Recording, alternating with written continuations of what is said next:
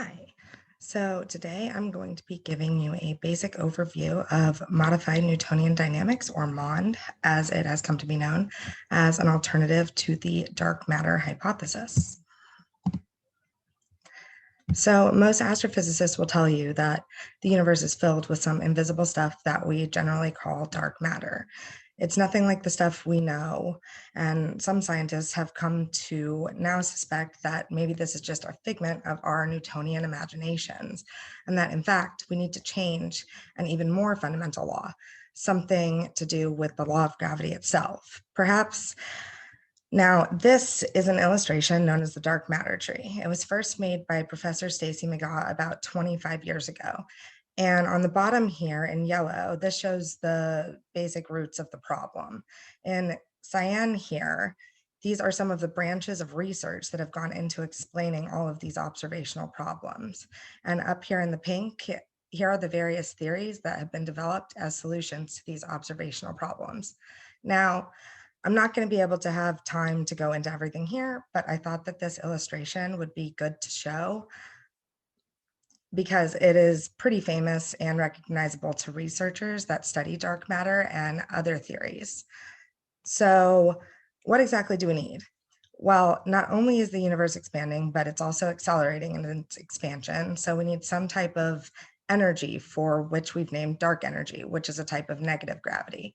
But we also need some type of extra gravity to explain this weird behavior of galaxies that we see and galactic clusters, which most astrophysicists has assumed is extra matter that we just can't see, called dark matter. So how did this all start? Well, by the 1930s, a Swiss astronomer named Frank Zwicky, now known as the father of dark matter, had measured velocity dispersions in several galaxies. He saw that galactic systems don't actually adhere to Newton's laws of gravity. The observed luminous mass of gas and stars in the galaxies falls short of the amount needed to explain the observed orbital speeds. So astronomers took this and inferred the idea that the universe is filled with some type of missing matter, which came to be known as the mass discrepancy or missing mass problem. A counter to this was then introduced by Mordechai Milgram in 1983 called modified Newtonian dynamics, or MOND. MOND suggested changing the rules of gravity to explain the mass discrepancy problem without inventing a new and yet undetected particle known as dark matter. So here I'm going to show you a video from Anton Petrov on YouTube. Now, this shows what Zwicky observed in the 1930s. This shows how galaxies should rotate according to Newtonian physics on the left, and how they actually rotate based on observations on the right. So, what's exactly wrong with these galactic rotation curves?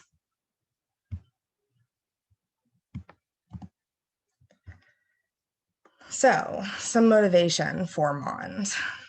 The rotational curve of a galaxy is a plot of the measured magnitude of the orbital velocities of visible stars or gas in that galaxy versus their radial distance from that galaxy's center. This is typically shown graphically as a plot here of the measured rotation rates of the stars and gas. The problem is that these do not match the calculated rates based on our well-known laws of physics. A general feature of these rotation curves is that the orbital speeds of stars and gas will rise, or it will almost be constant as far from the galactic center as it can be measured. That is, stars are observed to revolve around the center of a galaxy at increasing rates or the same rates over a large range of distances from the center of the galaxy. Given the observed mass distribution of galaxies, the orbital speed should decline at increasing distances at a rate of 1 over r squared, in the same way as to other systems with most of their mass in the center, such as the solar system or what we see around with the moons around Jupiter.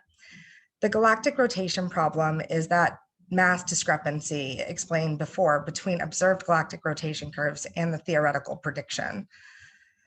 Now, assuming a centrally dominated mass associated with the observed luminous material, when mass profiles of galaxies are calculated from the distribution of stars in spiral galaxies and the mass to light ratios in the stellar disks, they just don't match with the masses derived from the observed rotation curves and the law of gravity.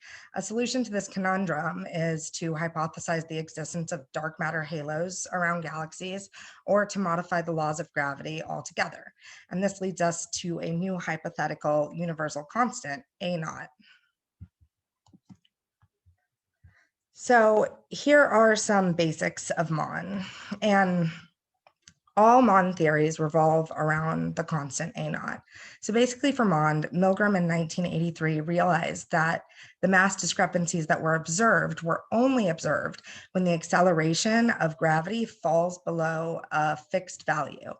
This crossover happens not at a certain distance, but at a certain acceleration, A naught. Now, Milgram's new force law comes into play only at low accelerations.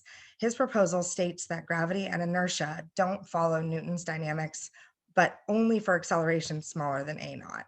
Below this acceleration, the behavior of gravity changes and becomes asymptotically different, where the acceleration equals the square of A sub n times A naught, where A sub n is the normal Newtonian acceleration. Since Milgram's work, many scientists have worked on this, showing that although it's a simple idea, it's revolutionary in that it explains many of the galactic problems observed without the need of a non-baryonic dark matter. Therefore, Newtonian acceleration A sub naught equals A times mu, where mu is a function showing that asymptotic behavior where mu equals 1 for A greater than A naught, and mu equals A over A naught for accelerations much less than A naught. Then instead of the galactic rotation velocity curve falling off at 1 over the square of r, it falls off at approximately 1 over r. The value of this new constant has been extensively determined by measuring against observed data in galaxies. And it turns out that the best fit value is closely related to the cosmological constant, which is actually really cool. And it's proportional to the square of the cosmological constant. No one has any idea why this is. The cosmological constant, as we learned from class, explains dark energy. And while there is a relation in Friedman's equations of the density of all matter in the universe and the cosmological constant, there's actually no mathematical relation between dark matter itself and the cosmological constant. So here are some of the extensive amounts of types of MOND. Now, there are several types of MOND, and I'm not going to have time to go over all of them, but MOND basically started with non-relativistic theories, and then they realized that at some point this was going to have to work with light and general relativity, and only then were the relativistic theories of MOND proposed. So here I've listed just some of the basic MOND theories and a little bit on the mathematics involved in each. So in relativistic MOND theories, you have a modified Poisson gravity, quasi-linear MOND, various inertial theories that actually change the laws of inertia, and then some MOND theories that are generalizations of all these things. For the relativistic MOND theories, you have tensor vector scalar gravity, which is showing a lot of promise lately, which I'll come to later. You have some adaptations of Einstein ether theories and bimetric MOND, among many, many others. So now I'm going to go into some of the very successful predictions that have been made by MOND. So one of the MOND predictions is the baryonic Tolley-Fisher relation. The Tolley-Fisher relation is an observed scale between the observed baryonic mass in galaxies and their circular velocity. This has been well described as a power law with an acceleration scale A naught approximately equaling the velocity in stars on the portion of the observed flat portion of those galactic rotation curves.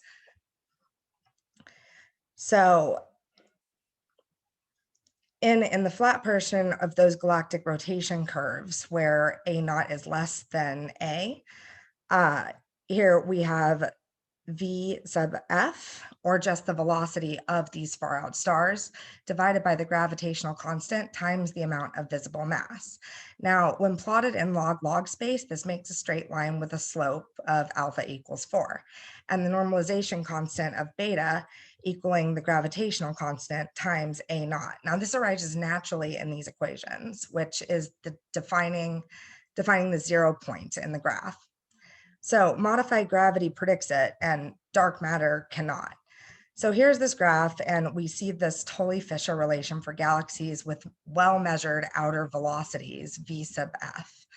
The baryonic mass is the combined mass of stars and gas in the galaxy, where m is the mass of the star and m sub g is the mass of the gas. The light blue points have a gaseous mass greater than their stellar mass, and the dark blue points have a stellar mass that's greater than their gaseous mass. The dotted line has a slope of 4 corresponding to the A naught acceleration parameter, and the dashed line here has a slope of 3, as expected from the lambda cold dark matter theory. And this normalization is calculated for the predicted dark matter halos around galaxies, and it does not fit observations, whereas the MOND predictions do. Another very compelling prediction that MOND has made and has just been recently found experimentally is the external field effect, or EFE. Now, in relativistic gravitational theories, there's something known as the strong equivalence principle, which I'm sure we all know. And this states that the internal dynamics of a self-gravitating system under free fall and an external gravitating field should not depend on that external field strength. We all know this as gravitational acceleration being equal to any other acceleration and indistinguishable, like falling in an elevator, where the inertial mass will is equal to the gravitational mass. But in MOND, the equivalence principle doesn't hold, and the inertial mass doesn't equal the gravitational mass. Instead, the inertial mass is not only how much an object resists motion, but is also dependent on the gravitational pull of every single other object in the entire universe. So in other words, if you throw a ball upwards, not only are you fighting against the pull of the Earth's gravity and the ball's inertia, but you're also fighting against all of the nearby galaxies like Andromeda, as well as everything else in the universe. And this is called the external field effect. And it would mean that there would be a relationship between the speed a galaxy rotates on the outer edges of its stars, that flat rotation curve, and how dense of an environment it's in, or the density of the galactic cluster that it's in. So does it have a lot of galaxy neighbors, or is it relatively alone? So if a galaxy is in a very dense environment where there are lots of galaxies grouped together, all those galaxies are pulling on the stars on the outskirts of the other galaxies, then the flat part of these galactic rotation curves sort of would dip on the outskirts here that we see here, where the stars are being slowed down by the pull of the galaxies nearby. Whereas the galaxies that are in much more isolated environments that are left fairly alone in the universe, there's nothing pulling on the stars in the edges of those galaxies, so the rotation curves remain flat. And that's what we see here on the right, and on the left, these are more densely packed galaxies, the galaxy clusters. Now, apparently, these authors spent months and months checking their work just to make sure that it was correct and that it would stand up to the very intense backlash and criticism that they knew they would get.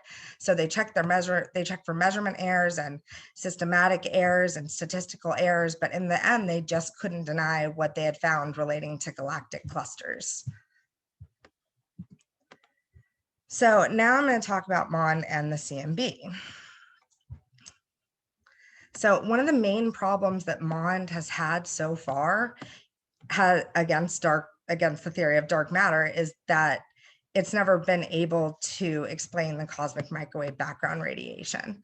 So cold dark matter predicts the inhomogeneities found in the cosmic microwave background. And until now, no one has been able to use any MOND theories to match any type of cosmic microwave background data. However, in a new paper published only just last year in 2020, a new relativistic theory that fits well with the TeVis theory, the tensor vector scalar gravity theory that I mentioned earlier, has been formulated, and it actually fits quite well. Now, I'm not going to go into all of the math involved here on the right in these calculations, but you can see some of the main equations in the paper here. It turns out that in this new paper, the authors were able to use this relativistic MOND theory to properly fit the CMB angular power spectra for the temperature and the polarization.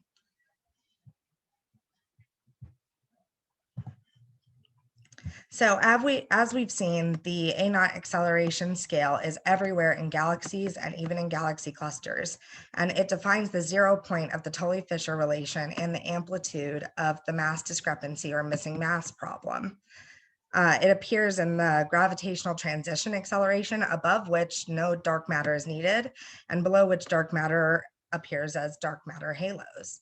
And that's why this constant is so well known. Modified gravity and the new constant A0, they don't simply make rotation curves flat, but they also predict the baryonic Tully-Fisher relations and the external field effect. And now they even match the cosmic microwave background power spectrum. But can it really explain all of the observations that we have? Or will a theory encompassing general relativity and MOND ever actually be found? Who knows? Perhaps the answer lies somewhere in between dark matter and modified gravity, like a lot of scientists nowadays are actually thinking. Perhaps we will need a combination of dark matter and modified gravity to finally explain all of our observations. What we need is more observational studies of galaxies for the external field effect, and we need more mathematical advancements. Until then, we are definitely missing something fundamental and important about the nature of our universe. So thank you so much for listening to this and for a great semester. And I look forward to reading your questions. And here are my references.